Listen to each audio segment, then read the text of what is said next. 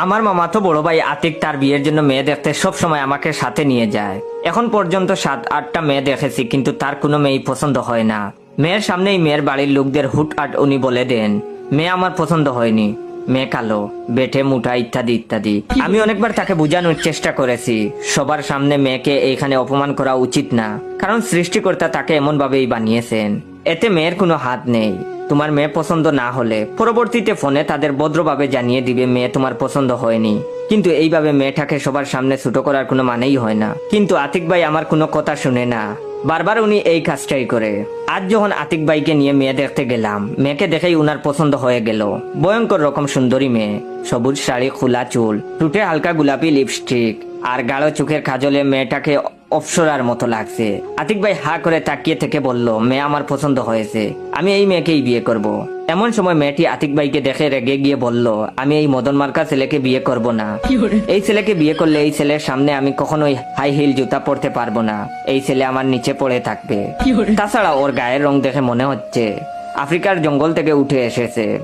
পেটের চর্বির গুডাউন দেখে মনে হচ্ছে প্রতিদিনই 5 জনের খাবার একাই খায়। এই কথাগুলো বলে মেয়েটা ভিতরে চলে গেল, আর আমিও আতিক ভাইকে সাথে নিয়ে চুপচাপ বাসা থেকে বের হয়ে গেলাম। আতিক ভাই কান্না করছে আর টিস্যু দিয়ে চোখের জল মুছতে মুছতে আমায় বলল, আমি তো এতটাও কালো না, আর এতটাও খাটো কিংবা মুঠাও না, তাহলে মেয়েটা আমায় কেন সবার সামনে এইভাবে অপমান করলো? আমি তখন তাকে বললাম, মেয়েটার তুলনায় তুমি ওর থেকে কালো, ওর চেয়ে খাটো।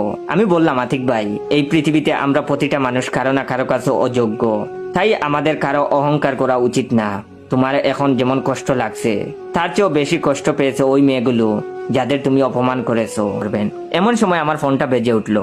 আমি একটু সাইডে গিয়ে ফোনটা রিসিভ করতেই অপর প্রান্ত থেকে আমার গার্লফ্রেন্ড সাদিয়া আমায় বলল, তোমার বড় ভাই কি করে? আমি হেসে তখন বললাম, মেয়েদের মতো কান্না করছে। সাদিয়া মনমরা হয়ে বলল, তোমার জন্য তোমার ভাইটাকে এতটা অপমান করলাম। আমি তখন বললাম, ঠিক আছে, হাদারামের শিক্ষা হওয়া দরকার আছে। সাদিয়া কিছুটা অভিমানী সুরে বলল, নিজে কবে বিয়ের প্রস্তাব পাঠাবে? আমি তখন মুস্কি হেসে বললাম, চিন্তা করো না, আমি ব্যবস্থা করছি। আমি ফোনটা রেখে আতিক ভাইয়ের কাছে এসে বললাম, থাক ভাই, আর খেতো না, যা হবার হয়ে গেছে। ইচ্ছে করছে ওই মেয়েকে আমি নিজে বিয়ে করে আমার বড় ভাইকে অপমান করার প্রতিশোধ নেই।